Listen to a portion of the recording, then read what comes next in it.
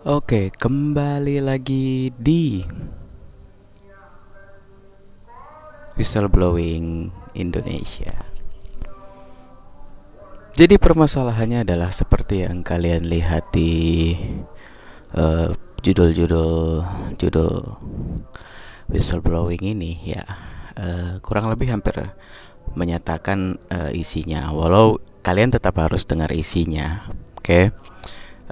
Kebiasaan buruk kalian adalah kalian ngeliat judulnya, terus saya tahu semua isinya gitu. Itu kebiasaan kebiasaan mundur kalian gitu loh.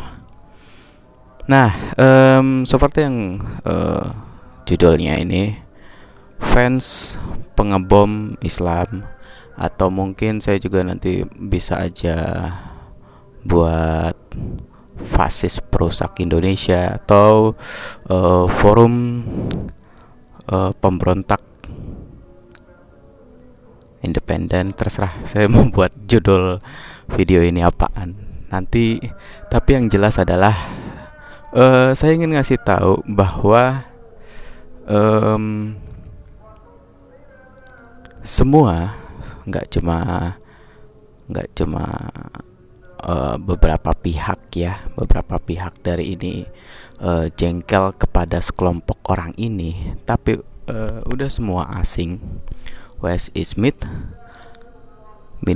itu jengkel sama sekelompok orang ini, terutama bagian di orang-orang yang mengklaim bahwa dirinya adalah manusia paling suci, bisa berbuat seenaknya, dan tentu saja mengkontrol pemerintahan. Atau lebih tepatnya, kalau seseorang mau naik jadi gubernur, apalagi gubernur Jakarta, untuk periode berikutnya gubernur dan wakil gubernur Jakarta, atau gubernur wakil gubernur mana aja ya, provinsi ataupun wali kota atau segala macamnya, itu tentu saja harus melewati salah satu organisasi Islam ya, yang paling menyusahkan. Jadi beberapa dari mereka ini juga dengan sadar mencari permusuhan. Oke, saya katakan lagi, dengan sadar, bertahun-tahun, bukan sekali dua kali, mencari permusuhan dengan China. Orang-orang yang bertugas di China, dan orang-orang yang tentu saja yang di Cina, negara Cinanya sana gitu ya, di China sana. Jadi gini, bukan hanya China sih, orang-orang ini juga dengan sadar cari ribut dengan orang kaki tangan Royal Saudi. Ngerti nggak? Kalau kalian belum ngerti, berarti kalian belum ngelihat video whistleblowing saya sebelumnya. Jadi saya kasih tahu aja dulu China, dimulai dari China. Kalau kalian lihat beberapa video saya sebelumnya, saya udah singgung berkali-kali soal ini ya. Kalau di dalam sekelompok orang ini ada yang namanya fans pengebom Islam. Oke. Dan di fans pengebom Islam ini ya, mereka ini juga punya jaringan buzzer mulut ke mulut dan jaringan buzzer keyboard warrior yang jelas tentu mengatasnamakan Islam. Gini, saya hanya bilang ini ya berdasar dari data koneksi saya ke orang-orang Cina itu ya, yang jujur aja saya udah terima kasih banyak kepada kalian, ngebuat saya berapa kali ngelewatin hampir mati ya. Jadi gini. China ya. Apa kalian sadar nggak sih? Saya nggak tahu apa mereka ini sadar gitu. Bagian dari sekelompok orang ini, fans pengebob Indonesia ini adalah bagian dari sekelompok orang ini. Nah, tentu saja yang jadi persoalan adalah apa mereka sadar soal Uighur? Kalian sadar nggak soal Uighur? Jadi gini, saya akan buat ini oversimplified, oke? Saya akan buat ini oversimplified. China, ya, udah buat press release, udah ngomong baik-baik ke seluruh negara Middle, ya, negara-negara Liga Arab, negara-negara mayoritas Islam termasuk Pakistan dan Indonesia dan se-ASEAN ini, termasuk Malaysia juga. Mereka udah buat press release. Permasalahan Uighur waktu itu adalah separatisme tak bersenjata dan terorisme. Yang utamanya itu satu, itu separatisme tak bersenjata. Kalian ngerti nggak? Nggak, masih belum ngerti juga. Jadi gini, separatisme ya, atau separatisme ini adalah usaha untuk memisahkan diri. Mereka mau buat pemerintahan sendiri, melepaskan diri dari China. Oke? Nah, permasalahannya adalah mereka mau ngebangun diiming-imingi, didoktrin ulang, disebarkan itu untuk menjadikan negara Islam Uighur. Paham? Itu China udah berapa kali ngasih tahu baik-baik ke semua diplomat, ke semua orang-orang, ya. Udah berapa kali dan diundang. Ini masalahnya di sini, diundang nih loh orang yang bermasalahnya, tak dikasih lihat ke semuanya. Saudi approve. Saudi, oh ya, lanjut Pak. Lanjut China, lanjut. Saudi approve, Pakistan approve, Iran approve, sampai Turki approve, semua, Jordan segala macam, kecuali yang agak masih ribut. Nah, permasalahannya adalah kita detek ya, semua nggak semua asing sih, cuma sebenarnya Is sama Mid aja, orang-orang Is sama orang-orang Mid yang ngedetek bahwa udah dibilangin begitu, bagian dari sekelompok orang ini masih aja bilang kalau di Uighur ada pembantaian massal, di Uighur itu ada organ harvesting, ada pengambilan organ manusianya, di Uighur itu ada camp Nazinya, Nazi lagi, di Uighur itu adalah saudara-saudara kita itu sedang ditindas tanpa nggak ada penyebab yang jelas, tiba-tiba ditangkap karena dia Muslim, ditangkap terus disiksa. Enggak gitu, nggak gitu.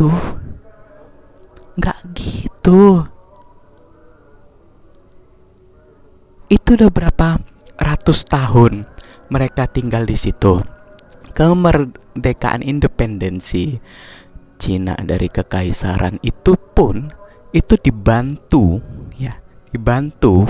sama muslim-muslim di sana, ya, dibantu sama muslim-muslim di sana untuk bebas dari kekaisaran dan bebas dari Jepang. Waktu itu juga sempat datang ke Cina, dibantu. Terus tiba-tiba tanpa penyebab yang jelas, emangnya mereka mau nangkep, karena ini Muslim kita harus tangkap gitu, karena ini Islam ini harus kita tangkap terus kita penjarain aja gitu? Enggak gitu. Masalahnya memang adalah separatisme. Tak bersenjata ini lebih berbahaya. Ini lebih berbahaya dari separatisme bersenjata. Separatisme bersenjata tembak beres, ketahuan jelas ini jahatnya. Separatisme tak bersenjata itu luar biasa. Dan penemuan jujur aja, kalau bagi standar spionase intelijensi, ranking intelijensi dunia, mereka baru sadar ketemu di tahap itu sebenarnya telat banget, enggak telat aja gitu loh. Cuman kalau dinas rahasia negara ini ketemu di tahap itu tuh prestasi. ketemu oh ini bermasalah nih, oh itu prestasi kalau negara ini ya. Cuman kalau di sana di China itu telat. Nah, kaki tayangan Royal Saudi juga udah ngasih tahu berkali-kali ke saya. Tunggu bentar. Waktu itu saya juga nanya, kalian udah ngasih tahu belum ke beberapa pejabat Intel di Indonesia? Ternyata nggak digubris. Bukan hanya nggak digubris, malah diremehkan. Gini, sama seperti yang kejadian di Uighur. Oke, separatisme tak bersenjata ini memang benar-benar sesuatu yang berbahaya, momok, dan tiba-tiba bisa dia ada negara baru aja gitu dan menggerogotin. Dan Indonesia udah bukan pertama kalinya, seperti sama kayak Timor Leste dan sejenisnya kan. Oke. Nah, yang jadi persoalan berikutnya adalah ini fans pengebom Islam ini ya, itu sama. Ini kata kaki tangan Royal Saudi, itu sama kayak yang terjadi di Afghanistan. Mirip Afghanistan, apapun yang ngeribut Afghanistan, Irak, katanya sih Libya juga. Saya belum belajarin dalam soal itu. Yang saya pelajarin dalam itu cuma 2, Afghanistan, Irak. Ya, karena itu yang diinvasi. Dan sampai hari ini Afghanistan itu di situ ada militernya Rusia, itu di situ ada militernya Amerika. Gara-gara apa pertanyaannya? Gara-gara ini ada orang ya yang merasa paling ahli, ya ahli menggerakkan manusia, bukan ahli ini ya, bukan ahli memecahkan masalah orang-orang ya. Ini ahli menggerakkan manusia. Terus dia gerakan itu semua manusia. Dia kelihatannya bukan radikal, lebih tepatnya konfrontasi banget gitu. Benar-benar konfrontasi. Dan akhirnya yang jadi persoalan adalah karena dia berhasil maju, naik, sukses, yang lain juga ngikutin seperti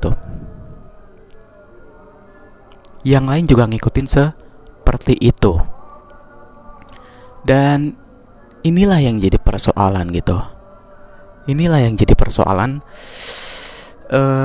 Bahwa arahnya nanti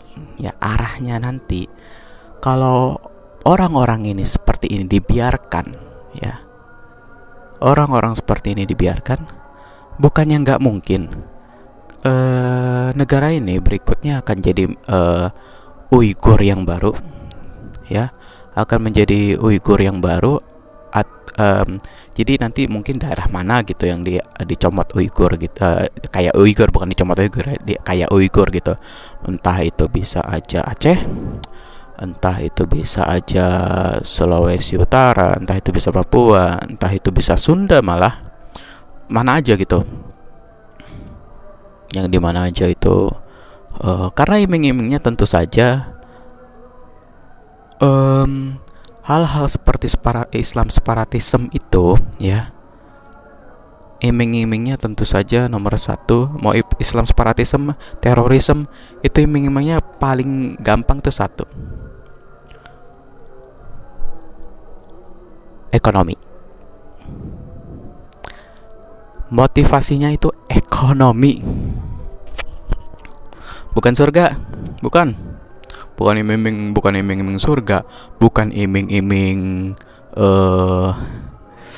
kamu nanti dijanjikan surga menurut saya baru ngarang ini, dasar hukum ini, dasar hukum Islam ini kemarin saya baru ngarang nih. Nah, terus lihat nih, kan benar ya. Bukan surga. Bukan surga, bukan ideologi Islamisme, bukan. Ekonomi masalahnya. Orang jadi teroris itu ekonomi.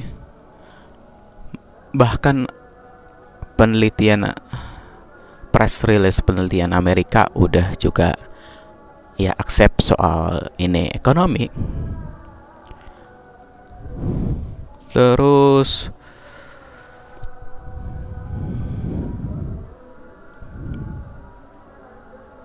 jadi memang begitu. Akhirnya ya, saya dikasih tahu berkali-kali juga sama orang-orang China itu, ini jangan sampai nih bibitnya. Saya sih ngerti ini, yang saya sih ngerti gini, mereka jengkel sama sekelompok orang ini ya, yang udah ngerusak nama baik China, dan dengan mempertahankan dan berusaha mempertahankan keutuhan negaranya sendiri. Oke, sama kayak misalkan kita mencoba mempertahankan Papua, ya kita nggak mau dirusak juga dong, ya kan gitu. Nah, sama kayak begitu, mereka mencoba mempertahankan keutuhan negaranya sendiri. Si bagian dari sekelompok orang ini, fans pengebom Indonesia ini, bilang di sana, ayo kita ribut sama Cina, ayo kita serang balik Cina, ayo kita boykot Cina, ayo kita anti Cina. Lu sadar nggak apa yang lu katakan itu kita semua asing bisa tahu gitu loh. Cuman gua aja yang selama ini coba nahan mereka gitu loh. Ntar dulu, nggak, ini bukan beberapa dari orang ini memang semuanya ya hampir nggak maju juga gitu loh. Ini memang mundur ini loh.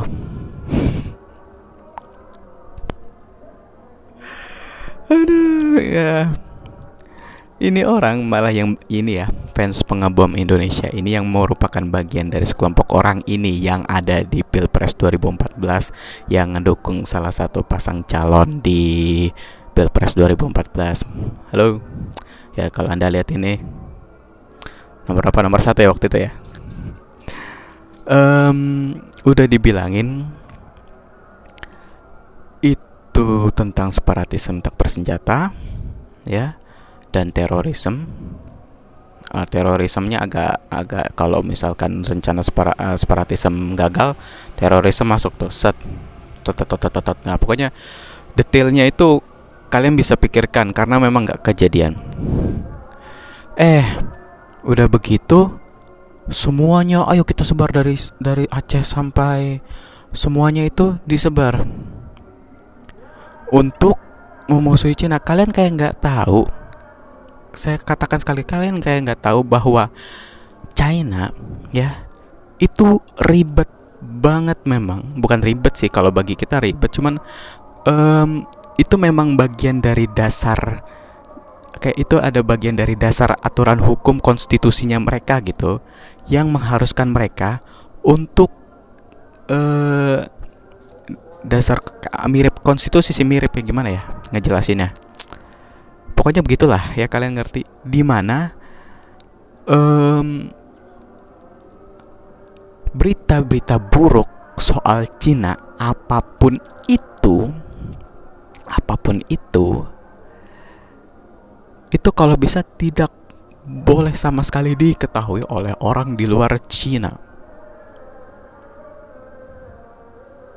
Misal,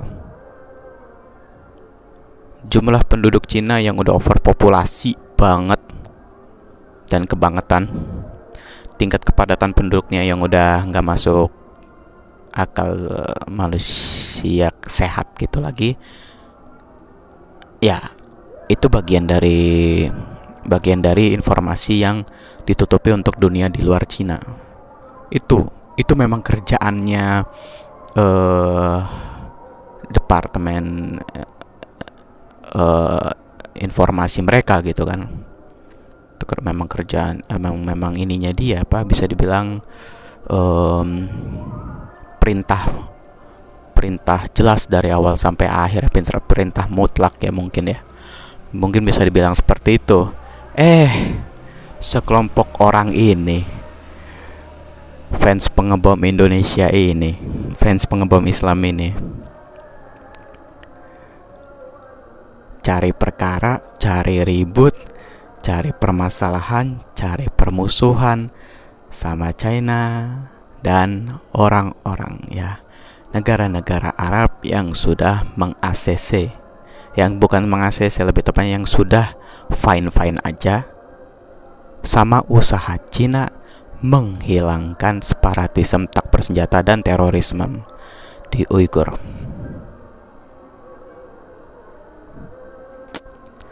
Benar-benar deh, luar biasa sih.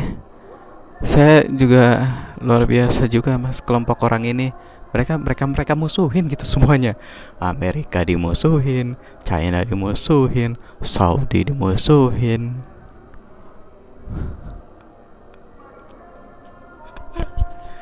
Oh ya, jadi bagi kalian ya yang di fans pengebom Islam ini, saya katakan sekali lagi, saya masih belum bahas masuk ke politiknya. Nanti saya akan bahas di politiknya itu mungkin di video-video berikutnya, tentang bagaimana ceritanya ketua kalian yang baru datang itu tentu saja